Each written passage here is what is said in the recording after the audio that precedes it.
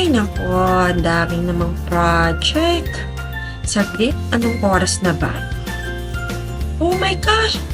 Magka-lunch time na pala. Wala pa akong iluluto. Alam ko na. YouTube tayo, guys. Tain tayo recipe.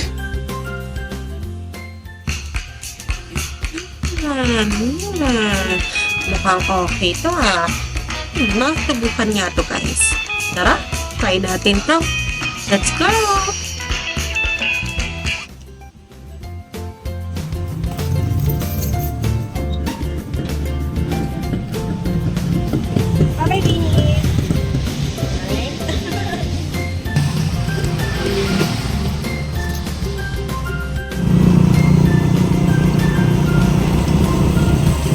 Ayan guys, so galing nga pala ako sa Talipapa at pumili ako ng isang whole chicken. Pinakat ko na or pinabiyak ko na siya sa gitna guys para madaling malagyan ng marinade natin later. And gawa na tayo ng marinade. 2 teaspoon lang ng soy sauce. Add tayo ng 1 teaspoon ng seasoning. And pagdagay din tayo ng paminta. Siyempre masarap, maraming paminta. Kaya dalawin na natin guys. Spanish paprika. Madali lang makuha to guys ha. Meron yan sa mga palengke. At mag-add lang tayo ng isang chicken cube. Yan. Mag-add tayo ng 2 tablespoon of honey. Yan. Para naman masarap at matamis ang ating chicken. So, imekos-mekos mo lang yan guys. Imekos-mekos mo lang hanggang wala ka na makitang buo-buo doon sa ating mixture. Ayan. So, ganyan ang itsura niyan guys. Pag na-mekos-mekos mo na yan ang bonggang-bongga, syempre, imasahin na natin yan sa ating chicken. Ayan. So, sumakit ang katawan ng chicken natin, guys. Kaya, kailangan nyo i-massage yan dyan, ha? Malamutak-lamutakin nyo yan, guys. Ganyan ang paglalamutak, guys. Ibuhos mo lahat ng gigil nyo, guys. Ayan. Lamutakin mo ng bonggang-bongga ang chicken. Pag nalamutak mo na ng bonggang-bongga, guys, i-set aside lang natin yan. Syempre, ayan ha, pinreheat ko na tong oven natin guys, no? So, an hour ago na yan guys ha. So, pwede na natin ilagay ating chicken. Marinate ko na siya for an hour. And yung pinagbabaran pala yan guys ha, nilagyan ko yan ng garlic and 1 teaspoon ng honey kasi kailangan natin siya ulit lagyan ng second. 10 minutes guys, ayan na siya. Kailangan ko lang siyang hawunin sa ating oven para malagyan natin siya ng second coating. Ayan, buhos lang natin yan guys. Naku, ang sarap niyan ha. Kasi ang dami ko nilagay ng garlic at ang bango ng chicken kahit hindi pala ito guys ha. Amoy na amoy ko talaga. And don't forget lagyan natin ha ng sauce ng mga sikit-singit ang kilikili ng ating chicken. Para manuot talaga ang lasa.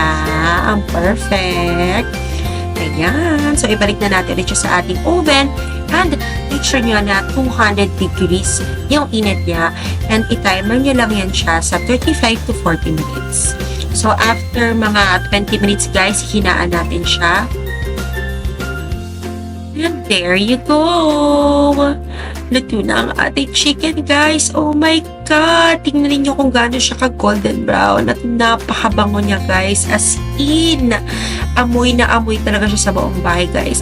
Excited na ako magpato, guys. Tingnan niyo, ang sarap-sarap ng tignan. So, tara, chop-chopin na natin ito.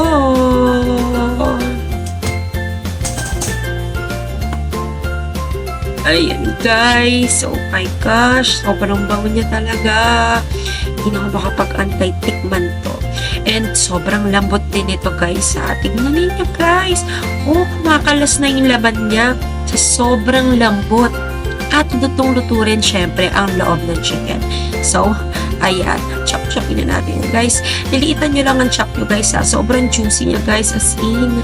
Kailangan liliitan lang natin yung pang fiesta cut lang guys para hindi agad-agad maubos yan.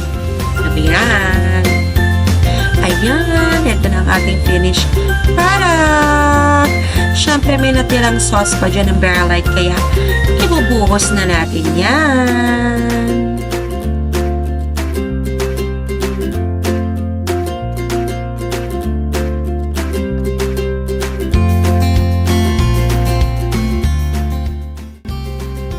And this is it guys! Taste test time! Tikman na natin guys. Oh my gosh. Ang bango, grabe.